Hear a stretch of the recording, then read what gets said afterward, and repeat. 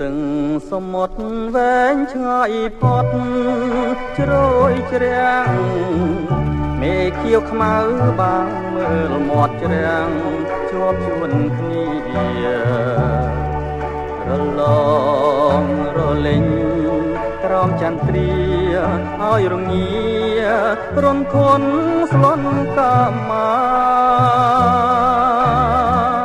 មើលច័ន្ទទូភៀងរឿងរាំងត្រចាច្បាស់ប្រពោសំសៀងចំណូធ្ងន់ងោកតជលសាចុងស្ររីរំតាមវាតាប្របឆ្នេ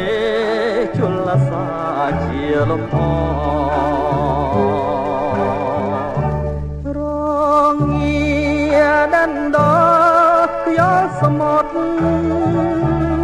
ឲ្យស្លុតរន់ធត់ទ្រូងយោបយោ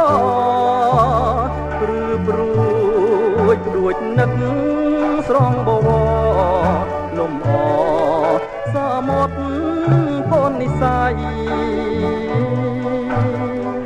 ទោះល្អយ៉ាងណាក៏នៅមិនធួនស្ងួនវិសុទ្ធដួងខ្យល់សមុទ្រទេពជយត់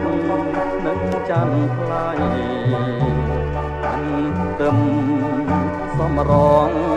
ស្រស់ចរណៃថ្លាមថ្លៃឲ្យភ្លេចដូចមិនដេចបាន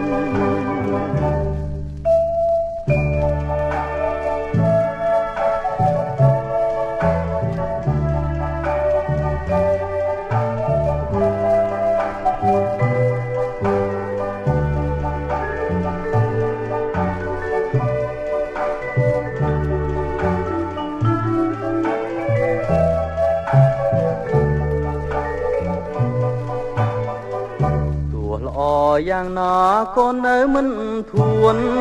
ស្ងួនវិសុទ្ធដួងខ្យល់សមុទ្រទេពជយត់នឹងច័ន្ទថ្លៃមិនទឹងសំរងស្រស់ចរណៃក្លាមថ្លៃឲ្យភ្លេងដោយមិនដេចបាន